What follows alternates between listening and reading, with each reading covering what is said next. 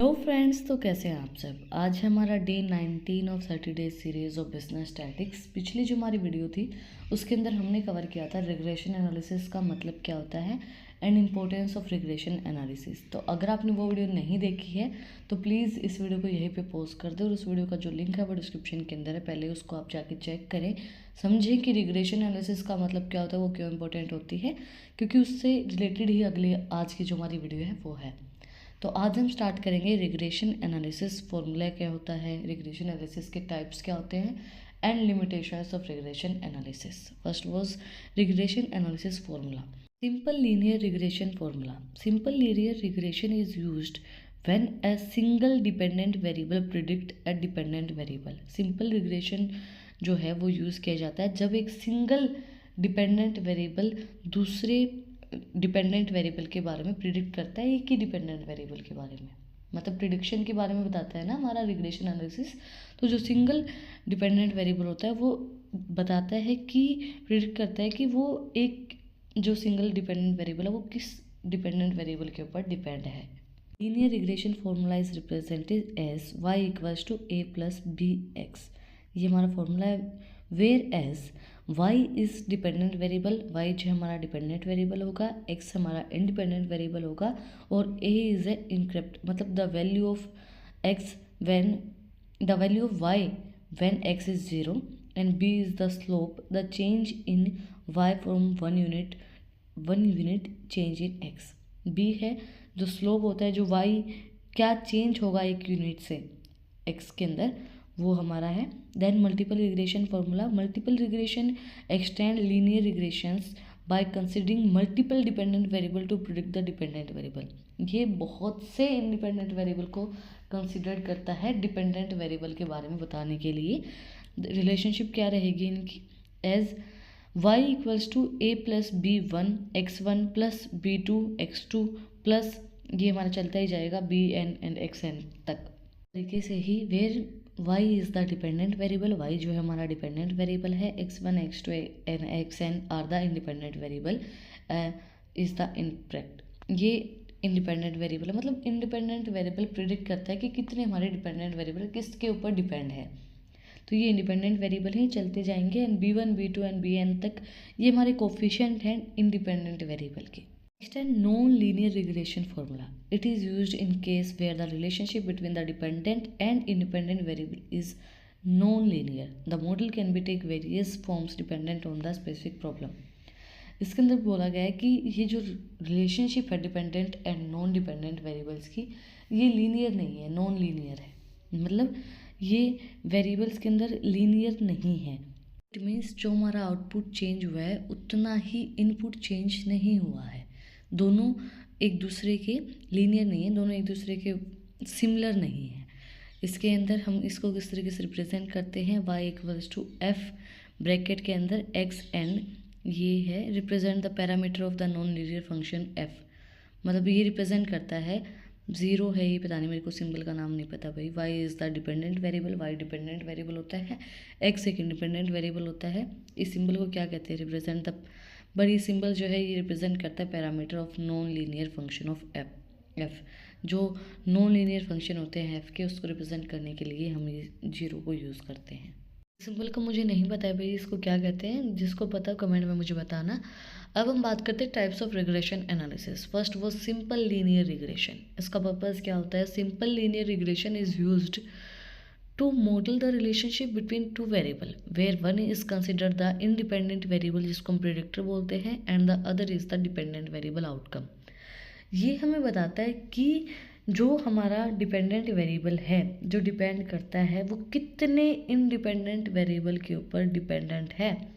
मतलब कि जैसे हमें ये बताता है कि क्या इफेक्ट पड़ रहा है एक वेरिएबल के दूसरे वेरिएबल के ऊपर, जो डिपेंडेंट वेरिएबल हैं वो कितने इंडिपेंडेंट वेरिएबल्स के ऊपर इम्पैक्ट डाल रहे हैं, कितना उनसे इफेक्ट पड़ रहा है अगर ये सब चीज़ें हो रही हैं। तो ये हमें रिलेशनशिप बताता है कि एक इंडिपेंडेंट वेरिएबल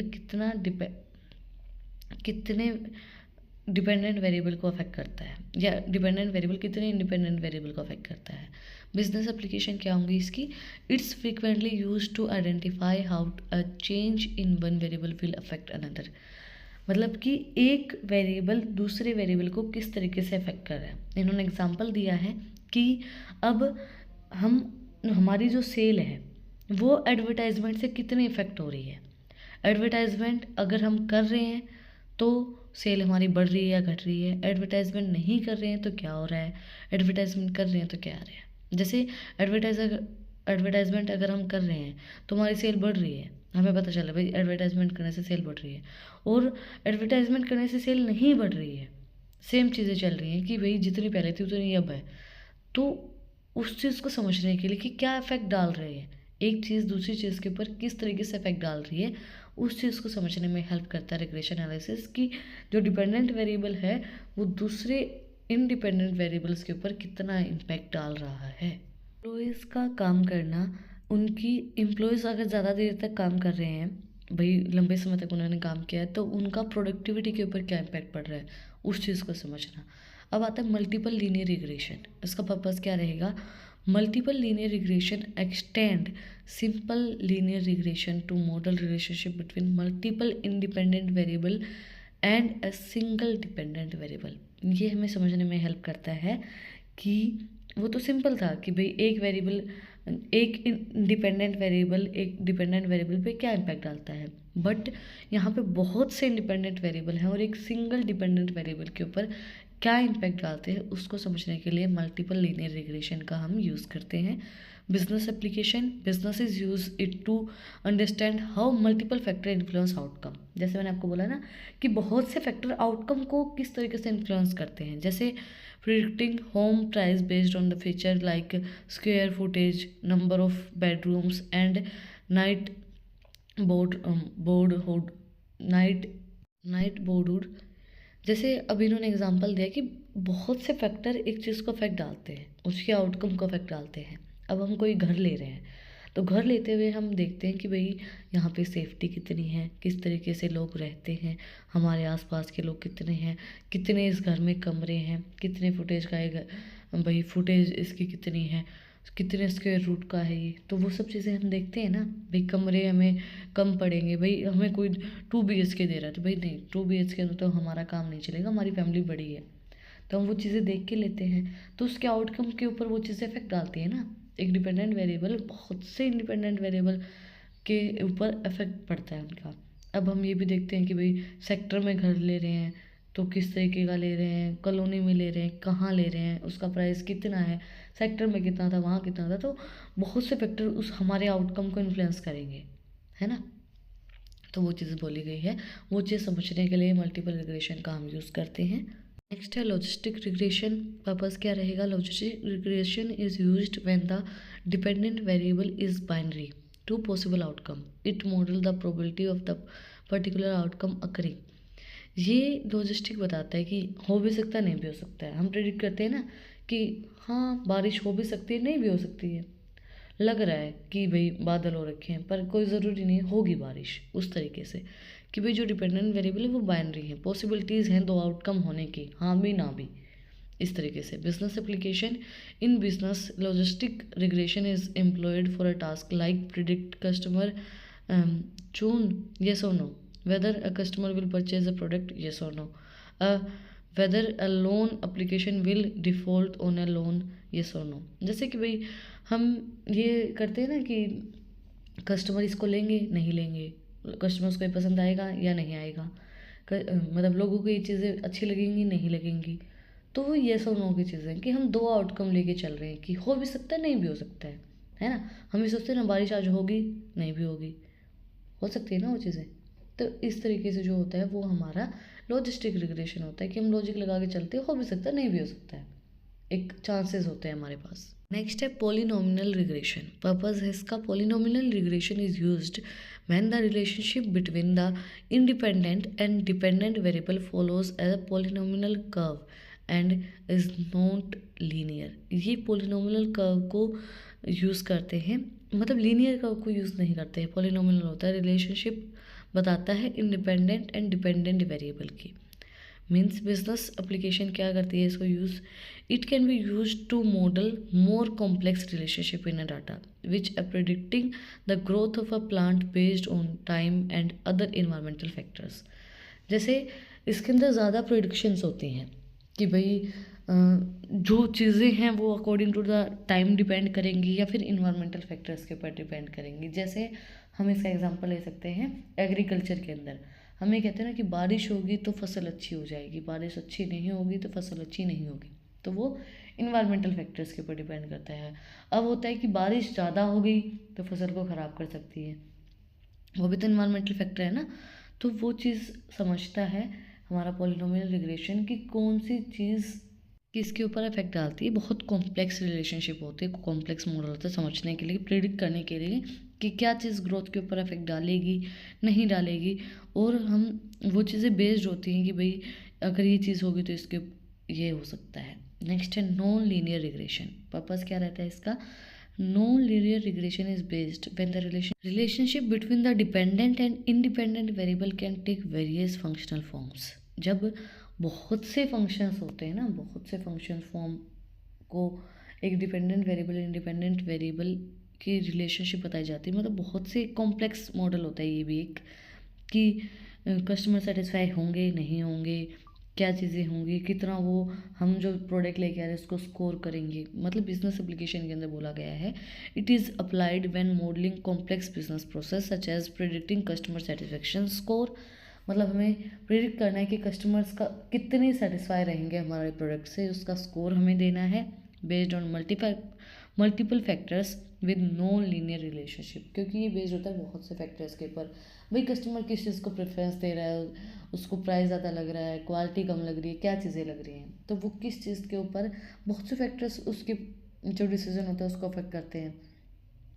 तो उस चीज़ को समझने के लिए, उस चीज़ को बताने के लिए नॉन लीनियर रिग्रेशन हमारी हेल्प करता है। बहुत कॉम्प्लेक्स मॉडल बहुत कॉम्प्लेक्स होता है, बहुत सी कॉम्प्लेक्स चीज़ों को समझने के लिए हमारी हेल्प करता है। किसी चीज़ के अंदर अच्छाइयाँ हैं तो बुराइयाँ तो होंगी ही होंगी भाई। तो डिसएडवांटेजेस क्या होंगी रिग्रेशन एनालिसिस की? assumptions and limitations. Regression analysis assumes linearity, dependence, and constant variance, which may not be allowed hold in a real world scenario. हम assume करके चल लेते हैं बहुत सी चीज़ों को, और हमारी assumptions कई बार गलत हो जाती हैं। तो रियल वर्ल्ड के अंदर वो चीज़ें काम नहीं करती है ना, कि हमने ये सोच लिया कि भाई ये चीज़ तो बहुत अच्छी है, बहुत हमने मेहनत की है, इतना सब हमने इसके ऊपर काम किया है, लोगों को बहुत पसंद आएगी, पर वो कई बार नहीं आती है। हमने अज्यूम कर लिया है ना। हमारी अजम्पशंस कुछ और थी, लोगों की कुछ और होती हैं। तो वो चीज़ें रियल वर्ल्ड के अंदर काम नहीं आती हैं। Then overfitting and underfitting. Models can be overly complex or too simplistic it not be carefully turned।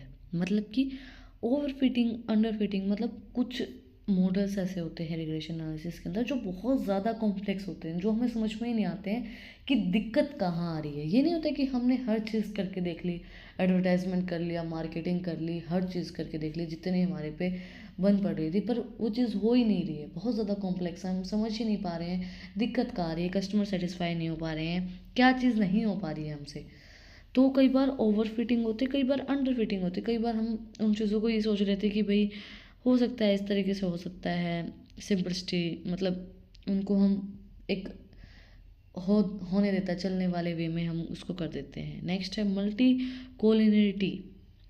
When independent variables are highly correlated, it becomes challenging to determine their impact on the dependent variable। जब हमारे independent variable बहुत ज़्यादा एक दूसरे के ऊपर affect कर रहे हैं, एक दूसरे के ऊपर इम्पैक्ट डाल रहे हैं, एक दूसरे से ज़्यादा रिलेटेड हैं, तो हमें नहीं पता चलता है कि क्या इम्पैक्ट डिपेंडेंट वेरिएबल के ऊपर पड़ रहा है। मतलब डिपेंडेंट जो हमारे इंडिपेंडेंट वेरिएबल हैं वो एक दूसरे के साथ बहुत ज़्यादा रिलेटेड हैं, बहुत ज़्यादा मिले हुए हैं, तो हमें ये नहीं पता चलता है कि डिपेंडेंट वेरिएबल के ऊपर क्या इम्पैक्ट पड़ रहा है, कौन से फैक्टर का इम्पैक्ट पड़ रहा है।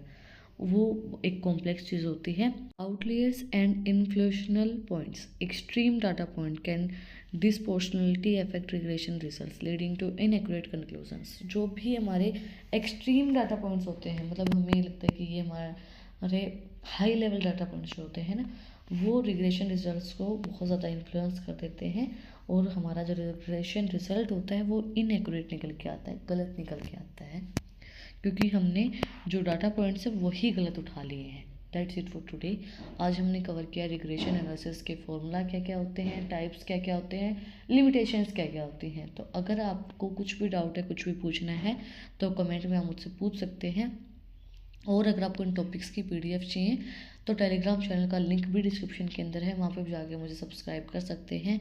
और भी इंटरेस्टिंग रील्स को देखने के लिए इंस्टाग्राम चैनल का लिंक भी डिस्क्रिप्शन में है, वहाँ पे भी जाके आप मुझे फॉलो कर सकते हैं। और अगर आपको यहाँ तक आपने वीडियो को देखा है तो प्लीज़ सब्सक्राइब के बटन पे एक मुक्का मार दो और बेल आइकन प्रेस करो, ताकि जो सबसे पहली अपडेट है वो आप लोग के पास आए। फिर मिलते हैं एक नई वीडियो के साथ, एक नए टॉपिक के साथ। Like share and subscribe. Thank you for watching my video and enjoy your life.